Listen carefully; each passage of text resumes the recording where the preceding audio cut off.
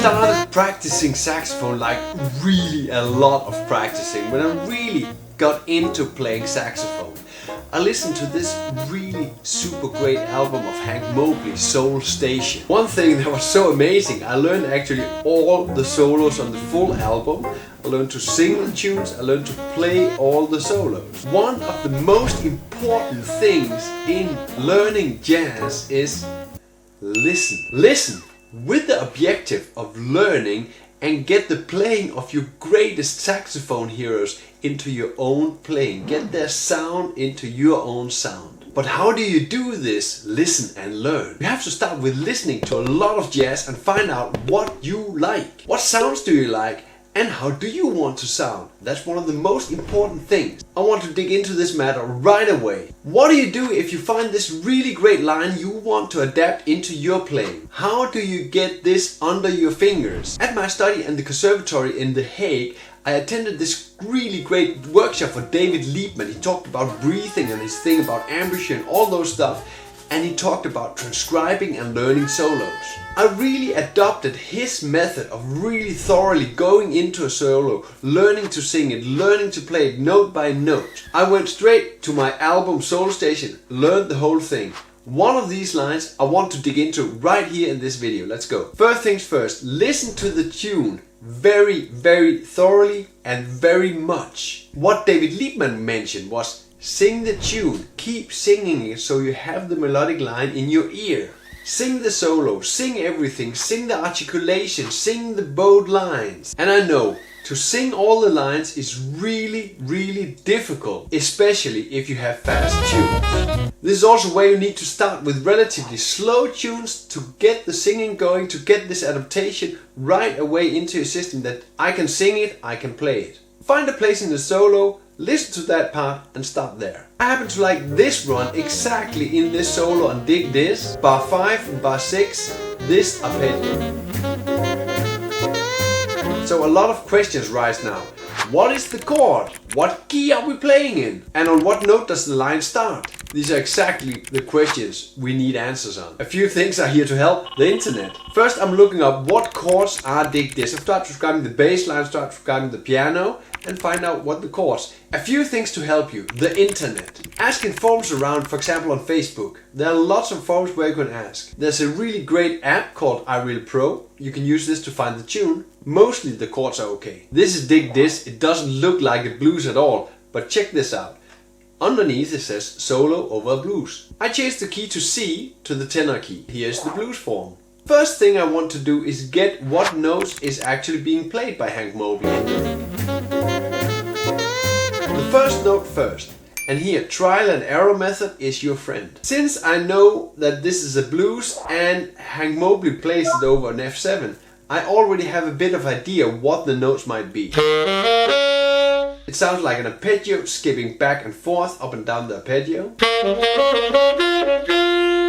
I keep listening and focusing on every note, trying to get it on the horn. Another great trick when transcribing is listen to the first note. Watch this one. Listen to the last note. Watch the last note. Then you have the beginning and the end of the line. Also, YouTube is your friend. Find the tune on YouTube and slow down the video.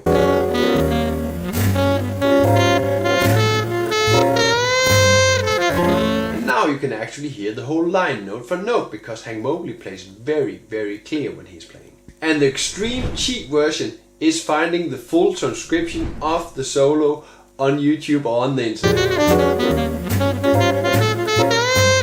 Here we got some help from the great Tim Lee. Check his YouTube channel. Here it is, the full lick, F713 sharp 11. I would like to repeat the title of this video: Copy, Borrow, Steal. Everything is allowed. Find the lick, get it into your playing. How do you apply this into your playing? Start by practicing the line and get this slowly into your fingers. Go in to play some easy lines going into the lick. I want to hit that C. So moving slowly around the C, for example B flat and D, going into the C. In the beginning you need to get used to the sound of this lick placed there in that part of the bar. So you do not need to connect the lines really well, and you do not need to have super lines connecting to the lick. The most important thing is getting the licks into your fingers and your ears. Now try more extensively to play into the line. You take for example bar 4, playing into the lick in bar 5, the C7 to the F7. Put in a few lines going from the C7 to the F7 here, going up the scale, going down the scale. Here's another one just going down the C7 scale into the F7.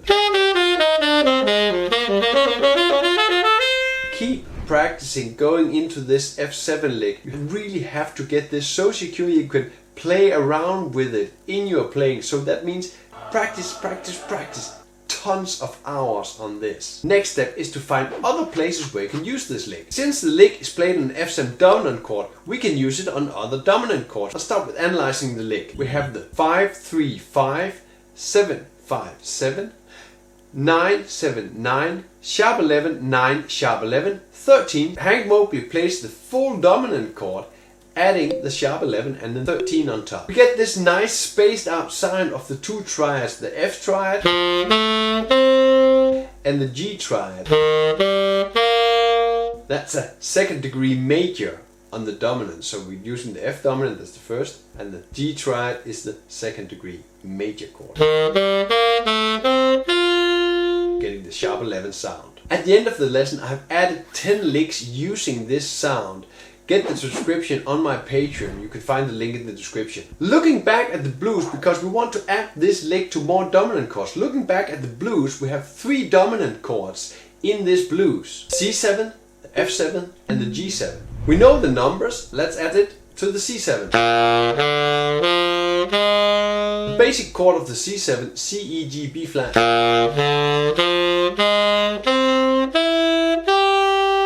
Adding the 9, the sharp 11 and the 13, the D, the F sharp and the A. Getting this into the triplet formation sounds like this. Repeat this process on the G chord. We have the G basic chord, the G, B, D, F. Then we add the 9, the sharp 11 and the 13.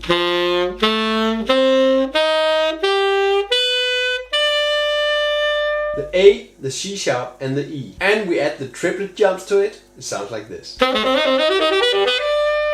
We have the perfect close. Magnificent. First things first, go at it and practice the lick a lot.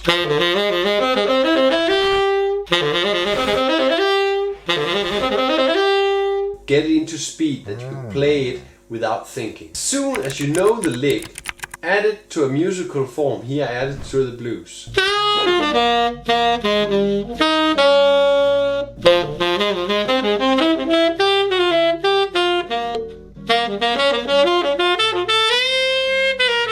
Go with the examples as we begin with. Start playing a little bit in the bar before and adding the lick.